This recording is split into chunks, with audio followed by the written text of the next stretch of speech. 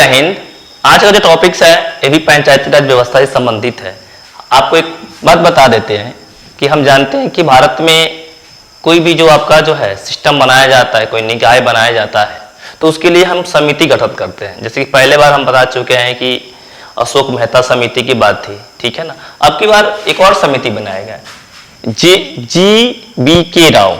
क्या है? जी.बी.के. राव समिति। ये आपका जो है जी.बी.के. राव समिति जो है, इनको भी जो है पंचायती राज कार्य व्यवस्था को सुदृढ़ और मजबूत करने के लिए इनको भी टास्क दिया गया, काम दिया गया, और उनसे भी यही कहा गया कि आप भी जो है जो भारतीय जो पंचायती राज व्यवस्था है जो बिल्कुल कमजोर हो गया, शिथिल हो गया, इसको मजबूत करने के कुछ सुझाव दीजिए। तीनों ने अपना अपना जो है काफी मजबूत सुझाव दिया। पहला ही सुझाव देते हैं, देखिएगा उनका जो सुझाव था दो चीज पर था। एक था ग्रामीण विकास और दूसरा था गरीबी उन्मूलन। क्योंकि हम जानते हैं कि वर्ड से ही संबंधित है ग्रामीण विकास, यानी कि गांव को क्या करना है, विकसित करना है, गांव को काफी जो आगे बढ़ाना है। और दूसरा है कि गांव में उपस्थित जो गरीबी है उसको उन्मूलन करना है, यानी इसे जड़ से खत्म करना है। तो ये दोनों कैसे जो है संभव है, इस काम को करने के लिए उनको दिया गया समीक्षा करने के लिए ऐसा प्लान बना दीजिए जीबी जी कि आप जो है सॉरी राव जी कि बिल्कुल जो है गांव से गरीबी खत्म हो जाए और गांव विकास के रास्ते पर चल जाए, ठीक है ना। और उनको समीक्षा करने के लिए जो प्रशासनिक व्यवस्था था के लिए योजना आयोग द्वारा इनको जो है काम जो दिया था, योजना आयोग ने दिया था। मतलब कि मैं अभी तो नीति आयोग हो गया है, पहले नीति आयोग के जगह भारत में योजना आयोग हुआ था। जब मोदी जी आए तो नीति आपका जो है योजना आयोग को हटाकर नीति आयोग बना दिए, ठीक है ना।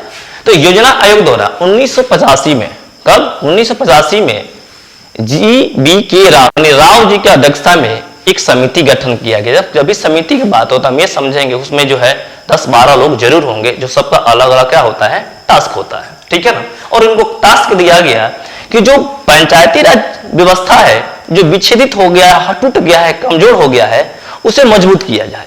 और विकास प्रशासन और लोकतांत्रिकरण के विपरीत जो नौकरशाहीकरण हो गया है और दिन पर दिन जो हमारा गांव है, पंचायत है जो कमजोर पड़ती जा रही है, आप उसे ठीक करिए।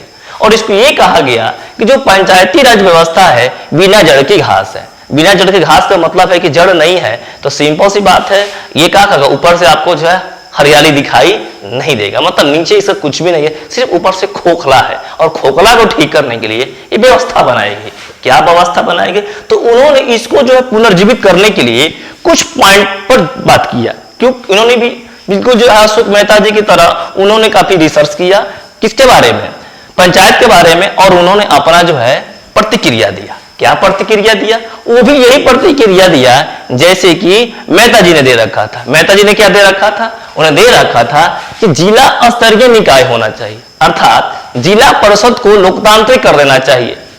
जैसे आज जानते हैं कि जो हमारे जिला परिषद में चुनाव होता है तो आज आम जनता वोट डालती है, तो वो उस बात 1985 में इन्होंने बात को कहा था कि जिला परिषद को क्या किया जाए, लोकतांत्रिक बना दिया जाए और विकेंद्रीकरण कर दिया जाए। विकेंद्रीकरण का मतलब ये हो गया कि इनका कंट्रोल इनको खुद इनके हाथ में दे दिया जाए कि ये अपने जिला के माध्यम से जो जिला के अंदर जो गांव आती है, ग्राम आती है, यानी पंचायतें आती है, इनको अपने हिसाब से रोका कर सके, आगे बढ़ा सके। ये बात कहा गया किनके द्वारा, आपका जो है राव जी के द्वारा।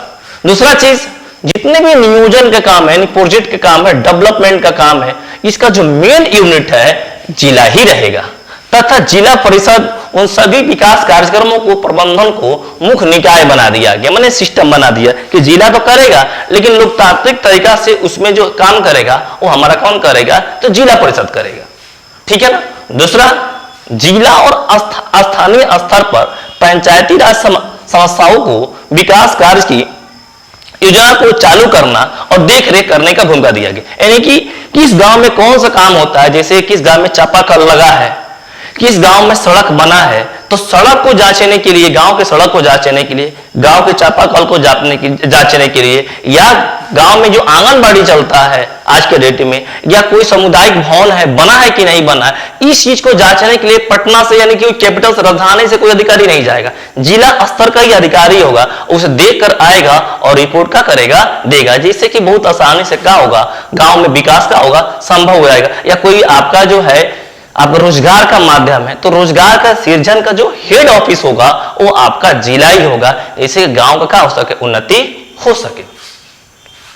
तीसरा चीज, प्रभावी जिला नियोजन विकेंद्रीकरण के लिए राज्य स्तर के कुछ नियोजन कार्य को जिला स्तर पर भी हस्तांतरित करने चाहिए। जैसे कि इसका मतलब ये है कि अगर कोई राज्य सरकार ने कोई प्रोजेक्ट पास किया, चाहे बड़ा कोई परियोजना पास कर दिया, जैसे बहुत बड़ा फैक्ट्री लगाना हो, बहुत बड़ा जो है आपका जो है कॉलेज बनाना हो, या बहुत बड़े स्तर पर आपका जो है कोई मेडिकल कॉलेज बनाना हो, तो उसका भी प्रोजेक्ट का बहुत बड़ा हिस्सा जिला को ट्रांसफर करना चाहिए और जिला के देख रेख में उतना बड़ा नियोजन का कार्य किया जाए या उतने बड़े विकास का काम किया जाए। यानी कि विकास राज्य स्तर का है, लेकिन देख रेख और कंट्रोल जो है जिला के पास होगा या जिला परिषद के पास होगा। ये रिपोर्ट जो है राव जी ने बताया।